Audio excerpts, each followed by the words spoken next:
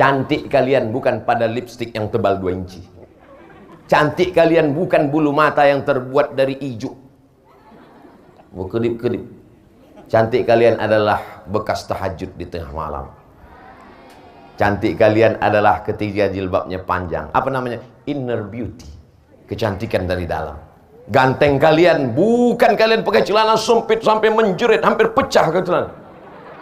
Ganteng kalian adalah karena kalian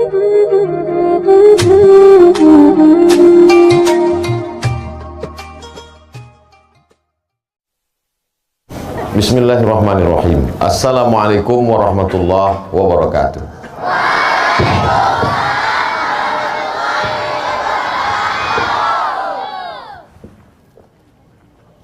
Kullu amrin dzibalin, semua amal yang baik walam yubda bihamdillah, kalau tidak dimulai dengan pujian kepada Allah, fahuwa aqta, maka amal itu putus, tidak bisa dibawa mati sebagai bekal menghadap Allah. Maka amal yang luar biasa ini kita awali dengan alhamdulillahi rabbil alamin. Setiap majelis kalau tidak disebut nama dia, maka majelis itu berubah menjadi antanajifah, majelis bangkai, busuk, berbau. Kita tak ingin majelis yang indah ini menjadi majelis bangkai, maka kita sebut nama dia. Allahumma salli ala Sayyidina Muhammad wa ala ali Sayyidina Muhammad. Anak raja memakai katun, duduk mengupas buah kuini. Saya tak lagi berpantun, sudah dihabiskan Ustadz Isfara ini.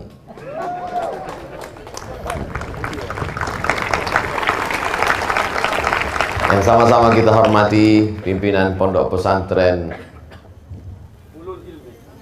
Ulul Ilmi Cendekia, kemudian pimpinan yayasan Bapak Datuk Dr. Hardihud, para wali santri, para guru.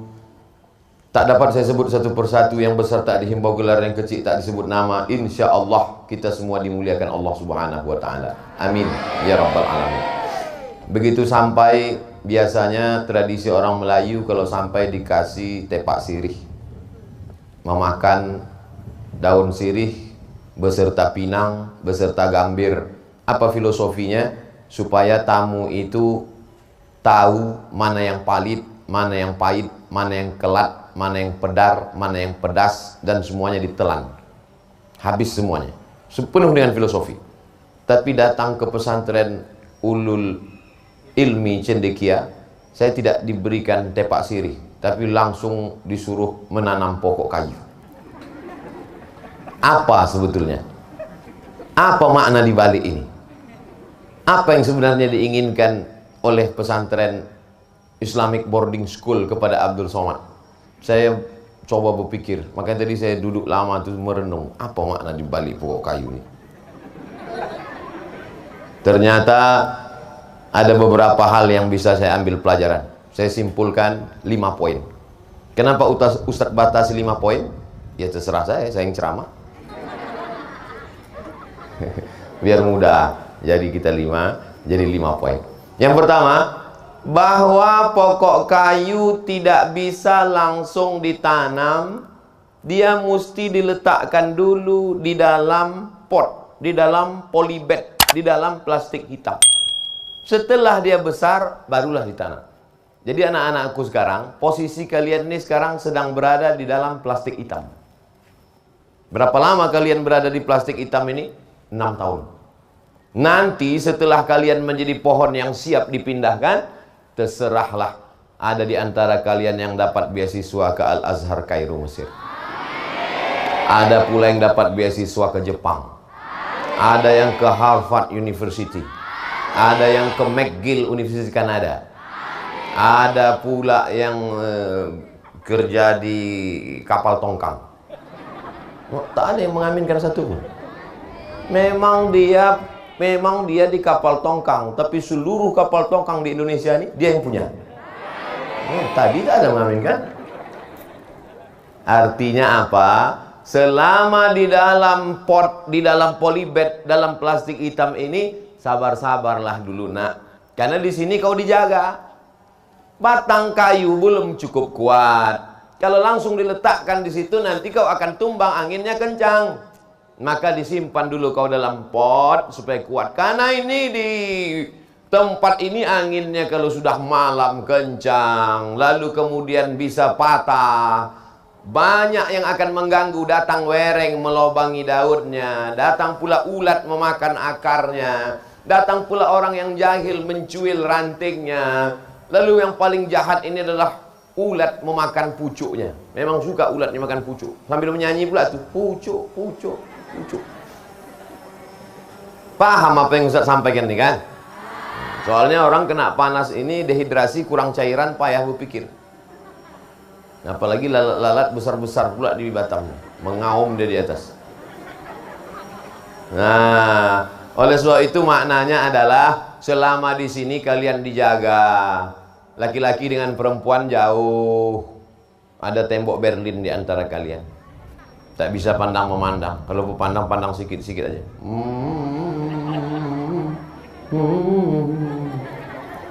Kalian terjaga, tak ada pacaran, menutup aurat, roknya panjang, bajunya panjang. Lalu kemudian yang laki-laki juga begitu, tak ada game online, tak ada PlayStation, tak ada warnet, tak sibuk dengan kalian hanya belajar saja di sini, belajar nahu, belajar soraf, belajar mantik, belajar bayan, belajar ma'ani, belajar mahfuzat. Tapi tetap di kepala kalian itu ada fisika, biologi, kimia, matematika, bahasa Arab, bahasa Inggris. Nanti kelak sampai masanya kalian menjadi pokok kayu yang siap dipindahkan, barulah kalian keluar dari pot ini. Kenapa Ustaz tak ceramah, duduk aja di kursi, kan enak, nyaman. Biar supaya ada alasan saya cepat berhenti kepanasan. Itu poin yang pertama dari makna menanam pokok kayu tadi. Hai Abdul Somad, ini kau diberikan pokok kayu yang selama ini disimpan di plastik hitam, dia terpelihara, terjaga, disiram. Sekarang kau pindahkan Abdul Somad. Yang kedua, mengamalkan sunnah Nabi SAW. Idza waqa'at ala ahadikumul qiyamah, kalau kamu sudah mau mati, wa fi yadihi fasilah, di tanganmu ada bibit korma, falyurisha, tanamkan. Nabi menyuruh, kau sudah mau mati, di ruang ICU, judul lagunya Setengah Napasku Pergi. Sudah mau mati udah, tapi di tanganmu ada bibit korma, tanam apa tak tanam?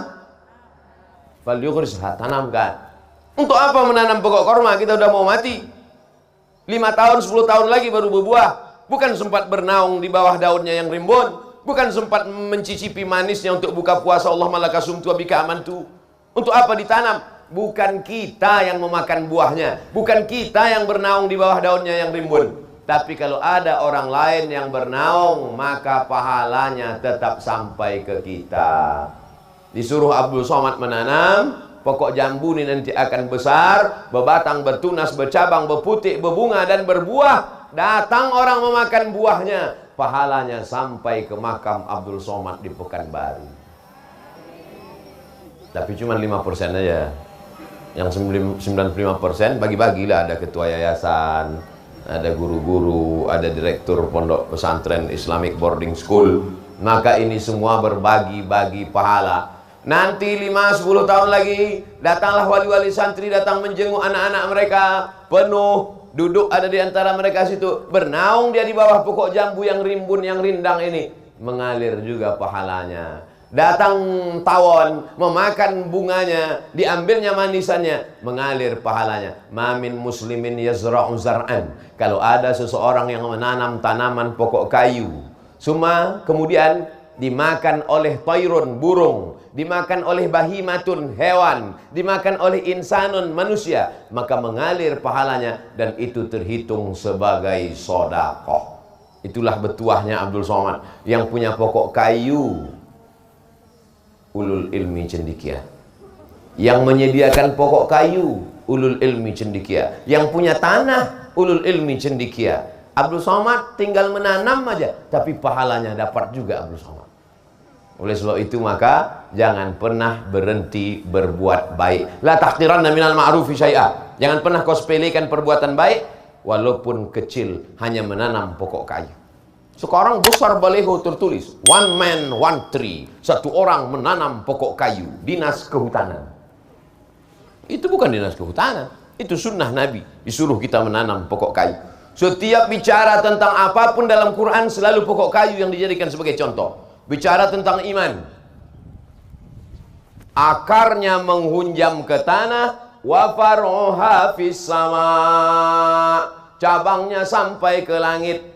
Bicara tentang iman diumpamakan seperti pokok kayu, terhunjam akarnya ke tanah, akar tunggal, pucuknya akan sampai ke langit. Al-imanu bid'un wa sab'una syu'bah. Iman itu 73 sampai 79 cabang.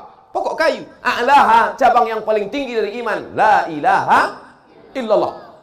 Wa adnaha, cabang yang paling rendah, imatatul adza anit thariq, membuang sampah, membuang duri, membuang sesuatu yang mengganggu di jalan. Iman 73 sampai 79 cabang. Iman tak nampak, tapi dinampakkan dalam bentuk perumpamaan pokok kayu. Bicara tentang sedekah.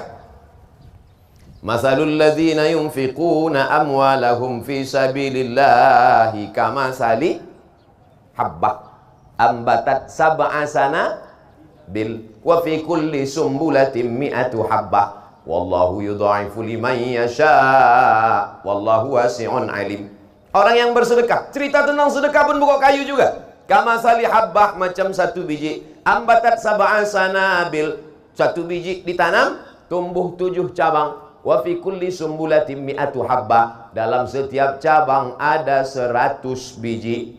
Satu biji tumbuh 7 bulir, 7 cabang. Satu cabang dapat 100. Satu jadi 7, jadi 700. Wallahu yudha'ifu liman yasha. Allah lipat gandakan lebih banyak daripada itu. Wallahu wasi'un alim. Karunia Allah lebih luas dan Allah lebih tahu. Bicara tentang apapun selalu dikaitkan dengan pokok kayu. Alhamdulillah, ketika mau turun di airport Hang Nadim, kalau kita naik pesawat, pandang ke bawah, hijau semua pokok kayu. Dulu hijau. Sekarang ada sikit-sikit lagi yang hijau, lain itu kuning. Maka kita sedang diajarkan untuk hijau. Makanya tadi nama programnya Hijabers. Hijau, bersih, berbunga. Hijau. Mata kita ini memang mesti dijaga. Makanya kalau mau mata ini awet, sering-sering menengok yang hijau-hijau. Menengok pokok-pokok hijau. Bukan menengok perempuan berjilbab hijau. Menengok yang hijau-hijau. Nah, itu pelajaran yang kedua. Pelajaran yang ketiga. Setelah ditanam, cukupkah dia setelah ditanam? Tidak, mesti disiram. Setelah saya tanam tadi, saya pun tampungkan tangan. Maksud saya siramlah tangan saya kena tanah nih. Tak ada yang menyiram, disangka mereka saya baca doa. Setelah ditanam tuh disiram, Pak Cik. Anak-anak kita ini, setelah dia menjadi tanaman, dia mesti disiram. Disiram dengan apa?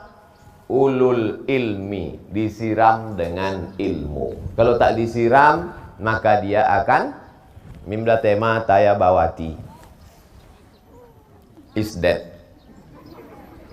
Oleh sebab itu maka disiramlah dia dengan ilmu. Ini sekarang anak-anakku di nama pesantren ini tetap ilmu. Sekarang namanya ilmu SMP.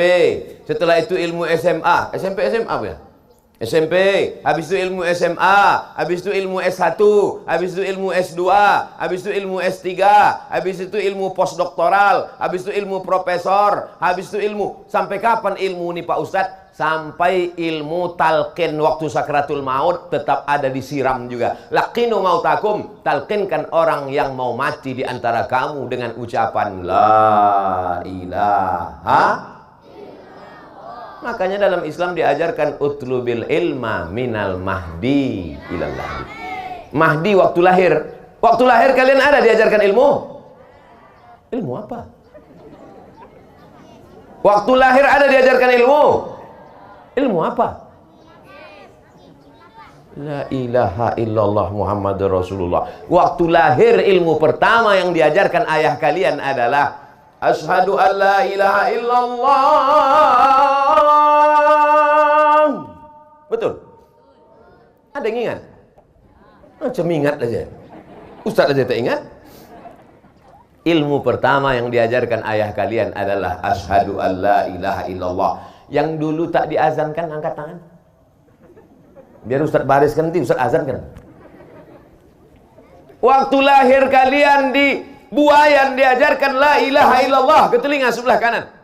Tak ada satu pun ayah-ayah kalian ni yang waktu kalian lahir, nanti kau kusekolahkan ke Jepang. Tak ada. Ilmu pertama disiramkannya ke kepala kalian adalah ilmu. Lalu kemudian ilmu terakhir, dua gendangnya. Kalau dia mati duluan, kita membisikkan ke telinga dia. Kalau anak mati duluan, ayah tu dua kali. Hai anakku, dulu waktu kau lahir, ku bisikkan ke telingamu azan. Dan saatnya kau mau mati, nak, aku juga yang membisikkan ke telingamu sebelah kanan. Talqin namanya. La ilaha illallah. Meleleh air mata ayah dua kali. Pertama saat anak lahir, kedua saat anak ditalqinkan mau sakratul maut. Makanya kalau ada orang nampak sakit keras, bisikkan ke telinganya, la ilaha illallah. Tapi sakit keras, demam-demam puyuh jangan. Ini baru bersin dua kali, datang ibu tu, la ilaha, belum lagi ke? Oh cepat aja kau mati.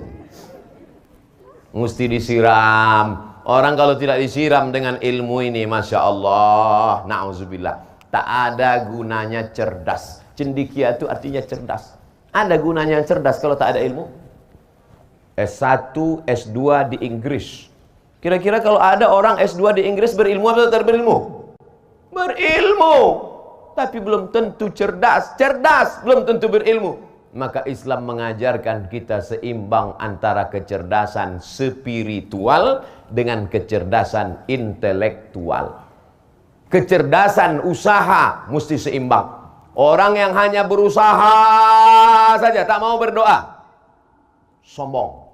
Berdoa saja, tak mau berusaha, pesong. Apa pesong itu Pak Ustaz? Mereng amper.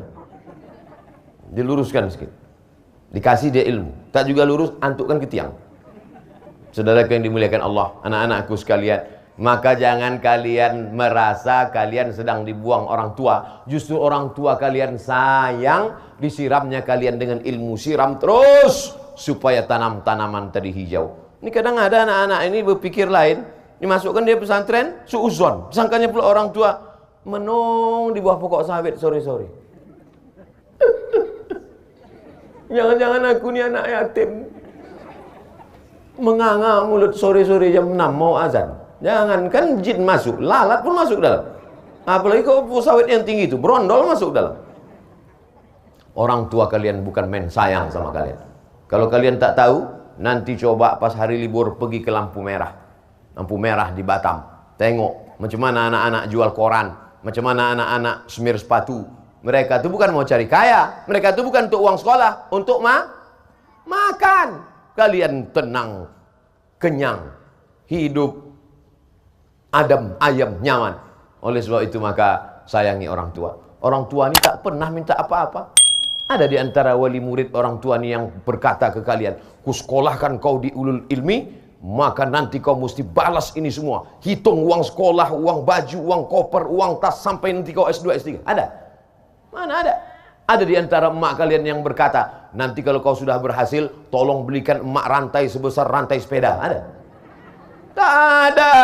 Mereka cuma minta satu, nak. Yang mereka minta kau bangun di tengah malam mengangkat tangan, Rabbil firli wali walidayya warhamhuma kama rabbayani shaghira. Menengok jilbab kalian panjang, sejuk hati dia. Menengok rok kalian panjang, tenang hati dia. Menengok kalian pakai baju koko, baju teluk belanga, baju Melayu, sholat di masjid, dibukanya pintu kamar kalian. Bangun dia malam jam 2 mau buang air kecil, mohon maaf, didengarnya suara mengaji. Di mana ini? Rupanya suara itu dari kamar anaknya. Bismillahirrahmanirrahim. Ar-Rahman 'allamal Qur'an, khalaqal insan, 'allamahul bayan. Oh, anakku ya Allah, sejuknya hati. Bukan cuma berbunga-bunga hatinya, bersalju-salju hatinya.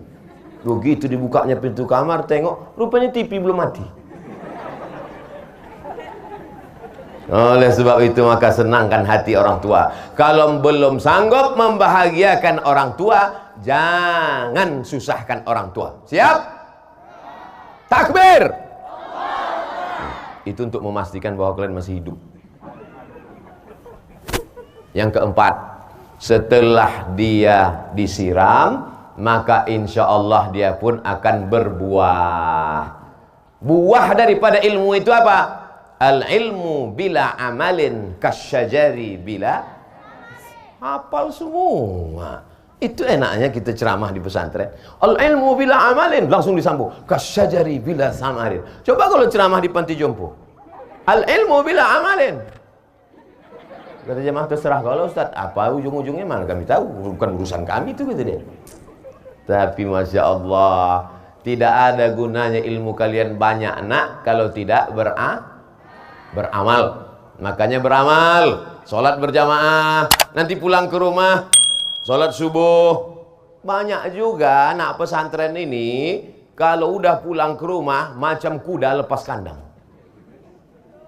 Sampai jam 6.30 mak membangunkan, bangun nak, sembahyang nak. Kenapa kau bangun siang nak? Aku mau membalaskan sakit hati di pesantren bangun subuh. Wah ilah. Ada pula sebagian anak-anak nih bangun jam 7.30. Datanglah maknya bertanya ke Ustadz di pengajian di musola. Pak Ustadz, ya ada yang mau saya tanya Pak Ustadz. Apa namanya Bu? Mazhab apa yang sholat duha pakai kunut tuh Pak Ustadz? Setahu saya tak ada, kata Ustadz nih. Kenapa ibu bertanya tentang ini? Anak saya begitu pulang dari ulul ilmi cendikia tuh, saya tengok sholat duhanya berkunut. Itu bukan duha Bu, sembahyang subuh kesiangan. Beramal kalian anakku. Di sini kalian baca Quran, di rumah pun nanti juga baca Quran. Di sini kalian jilbab panjang, di rumah pun juga nanti pakai jilbab panjang. Banyak yang di pesantren pakai jilbab panjang. Begitu belum sampai ke rumah, baru keluar pagar pesantren melayang jilbab. Pergi ke mall. Sampai guru pun macam-macam pernah jumpa anak ini mana ya? Di manalah aku nampak anak ini? Baru dia ingat, oh mahasiswi saya rupanya. Saya dulu pengalaman pribadi gitu. Jumpa saya di mall, senyum dia. Saya tengok, Pak katanya, loh kok kenal dia? Macam pernah nampak kawan SD rasanya tidak. Muda kali, dia tua kali kita. Rupanya mahasiswi. Keluar dia dari kelas itu, melayang jilbabnya. Na'udzubillah. Ustadz mau kalian istiqomah sampai akhir hayat insya Allah. Cantik kalian bukan pada lipstik yang tebal 2 inci. Cantik kalian bukan bulu mata yang terbuat dari ijuk. Berkedip-kedip. Cantik kalian adalah bekas tahajud di tengah malam. Cantik kalian adalah ketika jilbabnya panjang. Apa namanya? Inner beauty. Kecantikan dari dalam. Ganteng kalian bukan kalian pakai celana sempit sampai menjerit hampir pecah ke celana. Ganteng kalian adalah karena kalian berprestasi, karena kalian mendapatkan beasiswa, karena kalian orang-orang yang bermanfaat untuk Batam, untuk Kepulauan Riau, untuk Indonesia insya Allah. Betul? Oleh sebab itu maka beramallah. Amal bukan cuma baca Quran, amal bukan cuma sholat berjamaah, amal bukan cuma zikir. Amal adalah beraktivitas untuk segala kegiatan dunia yang memudahkan urusan orang lain. Makanya ada di antara kalian nanti yang jadi programmer komputer. Ada yang kuliah di Fakultas Sains Teknologi. Ada yang di Fakultas Pertanian dan Perikanan. Ini anak-anak kepulauan ini mesti sekolah di Fakultas Pertanian dan Perikanan. Kenapa? Karena kelilingnya banyak. Bisa untuk beternak ikan, untuk macam. Kau di mana sekarang? Alhamdulillah Pak Ustadz, sesuai dengan nasihat Ustadz dulu, saya di Fakultas Perikanan Pak Ustadz. Kerja kau sekarang apa? Saya buat karamba ikan Pak Ustadz. Berapa ekor isinya? 1 aja Pak Ustadz. La ilaha illallah. Karamba besar ikannya cuma 1. Iya Pak Ustadz. Induk paus Pak Ustadz. Di mana sekarang diekspor? Dibuatkan ikan kaleng, diekspor ke Jepang. Karena orang Jepang ini suka makan ikan mentah, namanya sushi. Masukkan ikan. Saya pernah diundanglah saya sama orang kaya. Ustadz Somad akan diberikan makanan spesial katanya. Wah, saya siapkanlah, saya tarik napas panjang. Tak berapa lama datang ikan mentah. Mak, mana masaknya ini? Cuman saya bertanya, enggak, masa S3 bertanya? Saya tak ada nanya, saya cuy aja. Senyum dia, senyum saya. Cuman dalam hati saya, gimana makannya ini? Saya tak mau makan. Saya tengok dulu orang di sebelah, diambilnya supit yang gini-gini itu, masukkannya ke apa namanya kecap-kecap itu. Saya gitukan pula. Saya masukkan pula, dimasukkannya ke mulut, masuk. Habis itu dia senyum, tak sanggup saya senyum. Mau muntah saya. Ikan mentah pula dimakan. Oleh sebab itu mereka memang suka makan ikan mentah nih. Kita panggang sampai hitam, sampai gosong, baru kita makan. Oleh sebab itu memang kita ni habis waktu karena mau masak ni. Oleh sebab itu maka anak-anakku sekalian, nanti kalian akan menjadi entrepreneur, businessman. Udah berapa menit saya ceramah? Padahal maksudnya saya biar panas ni, biar agak kultum 5 menit aja tadi. Tapi karena semangat di depan santriwan santriwati ini, yang terakhir, yang kelima, berbuahlah dia sudah. Berbuah nanti ni kan? Tak ada yang yakin lah. Insya Allah. Tapi Datuk Hardi, Bang Hardi tak adil dia. Saya dikasihnya jambu, pas giliran dia mangga. Aduh. Anak-anak jujur, jangan jujur. Anak-anakku pilih jambu apa mangga? Mangga semua, Pak. Terserahlah mau jambu mau mangga. Akan datang kalau disuruh lagi, ini pelajaran buat saya. Akan datang kalau saya pergi ke pesantren lain, Islamic boarding school, disuruh nanam, saya tanya dulu apa pokoknya. Ini tanam, kata orang tanam, rupanya punya awak jambu, punya dia mangga. Mau jambu mau mangga, bukan itu yang penting anakku. Yang penting ketika dikupas tak berulat. Untuk apa mangga berulat? Insya Allah mangga ini pun tak berulat juga. Karena kalau kita doakan mangga orang berulat, jambu kita tak berbuah. Oh, jambu cantiknya bukan main. Pokoknya besar, rantingnya mekar, daunnya hijau, diputiklah jambu. Betapa kecewanya begitu dibuka, rupanya berulat. Bisa dimakan? Tak bisa dimakan. Baru saja ada sarjana terbaik Fakultas FMIPA, berprestasi, pernah dapat menang tender, tapi ternyata na'udzubillah, sampai hari kiamat jangan sampai anak cucu kita macam ini ikut mutilasi, memotong-motong, menggergaji jenazah. Itu jaminankah kecerdasan? Jaminankah IP 4? Tidak. Oleh sebab itu jangan sampai jambu ini busuk. Jangan sampai jambu ini busuk. Insya Allah jambu-jambu dan mangga-mangga ini tak ada yang busuk, insya Allah. Semuanya bisa dinikmati. Maka ketika kalian nanti berjadi, kami ini anak-anakku yang dimuliakan Allah Subhanahu Wa Taala, kalian inilah masa depan Indonesia. Kalian ini masih muda-muda semuanya.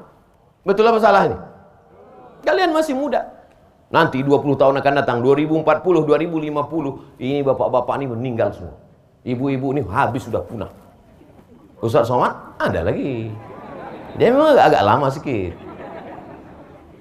Mati ini bukan kita bisa prediksi. Tapi yang paling penting itu adalah kita persiapan mati. Apa yang dipersiapkan? Di antara yang dipersiapkan itu adalah waladun solehun, anak yang soleh. Mati Abdul Somad, masuk ke liang lahat, ditanam dimakan cacing tanah, tapi alam barzahnya lapang, kuburannya lapang. Kenapa? Karena doa dari pelajar santriwan santriwati dari Ulul Ilmi Cendekia Integrated Islamic Boarding School, unggul, islami dan cerdas. Allahu Akbar. Anda ingin anak Anda tumbuh hijau, subur, islami, cerdas, daftarkan segera sebelum tanggal penutupan berikut ini. Upload, subscribe, like, and share.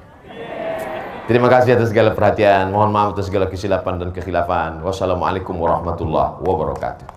Jangan lupa subscribe, like, and share.